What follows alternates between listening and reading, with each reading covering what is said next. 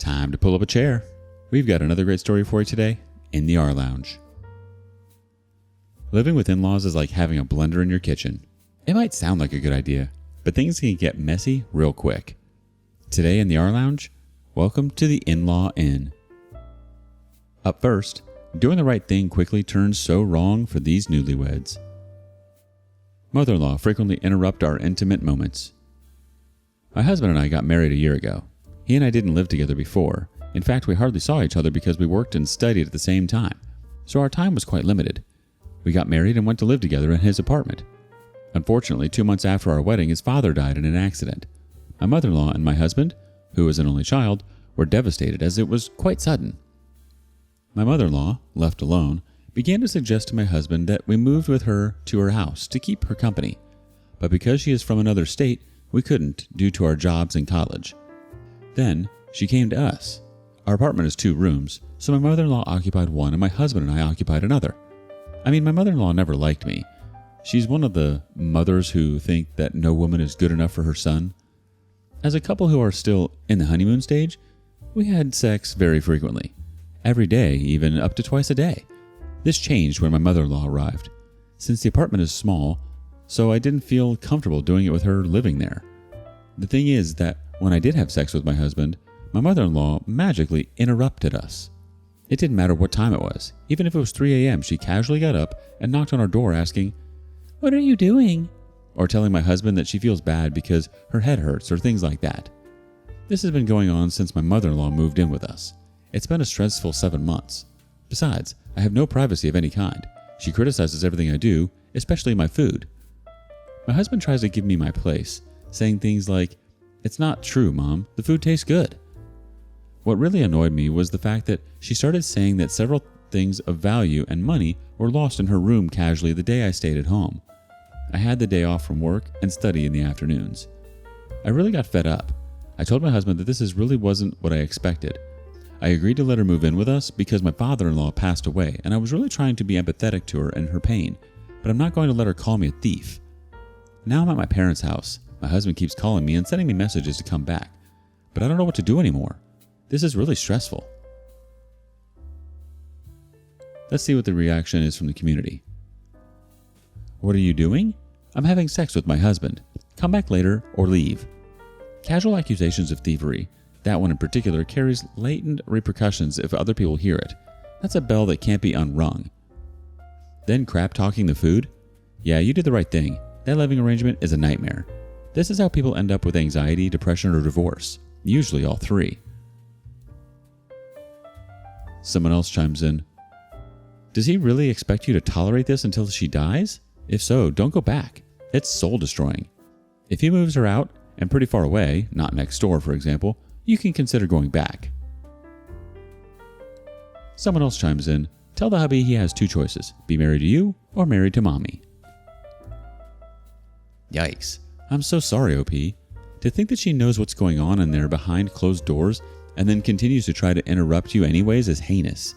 The time to talk to her about leaving and making her own way is long overdue. Your husband has to understand that. You've done way more for her than was required. You tell your husband that your mom has to go, or else that bedroom will be drier than the Sahara Desert. Hello, good evening. Thank you all for your advice and comments. I tried to read them all. I wanted to give you a little update. I returned with my husband last Thursday. While I lived with my parents, we were talking and seeing each other. The first time I agreed to talk to him, I told him that he really had to do something about his mother because our relationship was going down the drain. He kicked his mother out. She didn't take it so well. Remember how I told you she wanted to sell her house? Well, she actually did. She put her house up for sale. What surprised me so much is that she listed her house for sale at well below the average cost considering where the house is located. Apparently, she was about to close the deal with some potential buyers. She hasn't communicated with anyone since she left.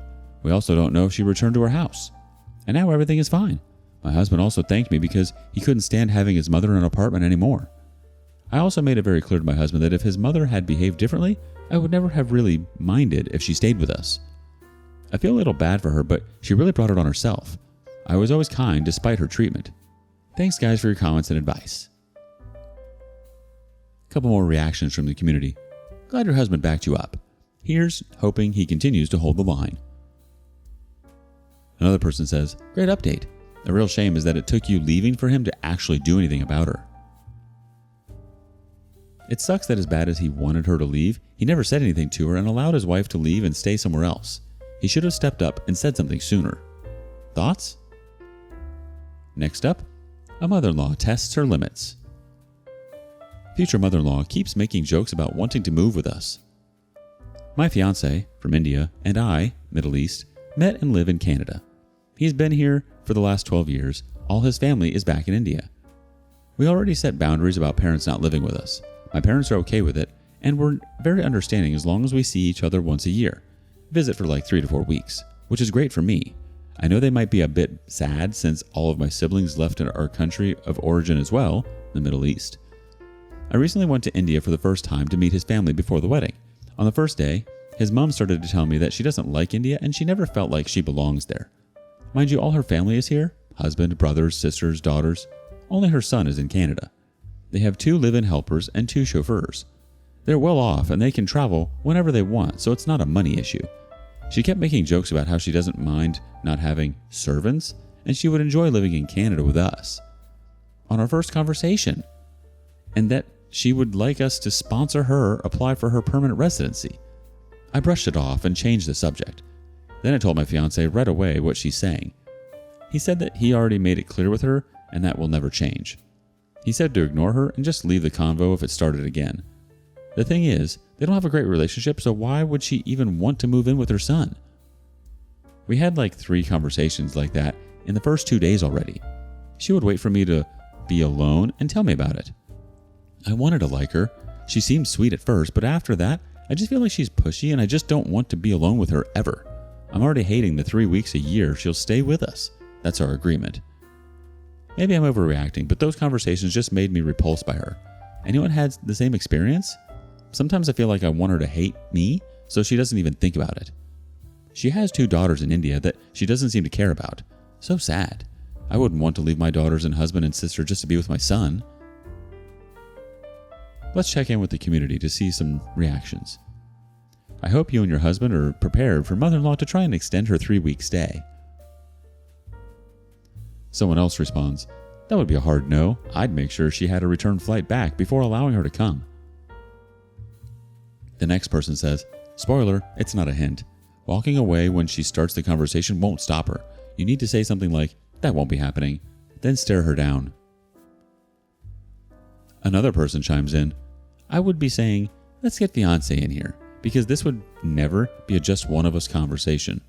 I'm not discussing this with you on my own.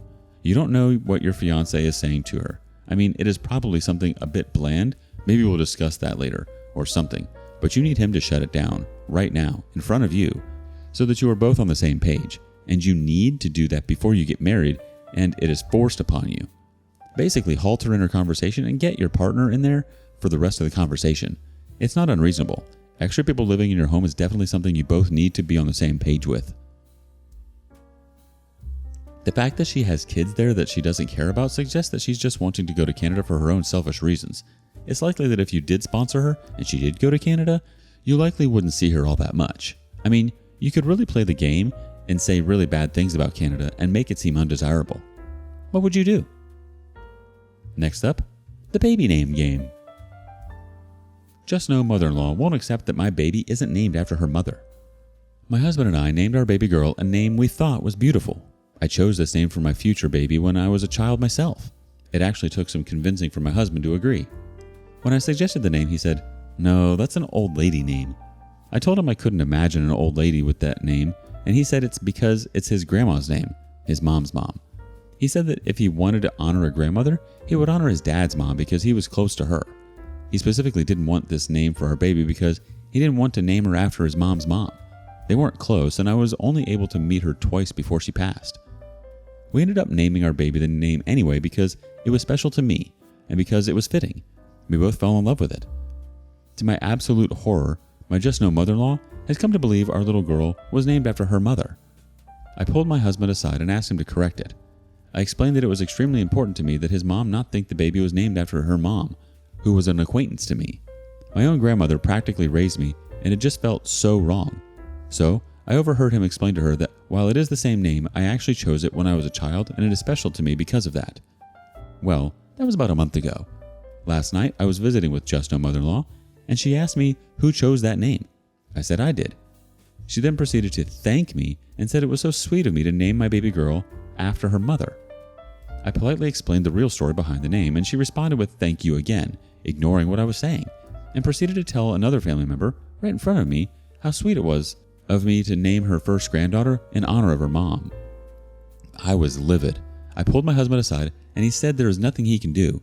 Her entire side of the family believes our daughter is named after Just No Mother-in-Law's mom now. I'm extremely bothered by this, but he says to let it go and just let them be happy. Am I crazy to be outraged? Is this a hill worth dying on, or should I just let them be happy?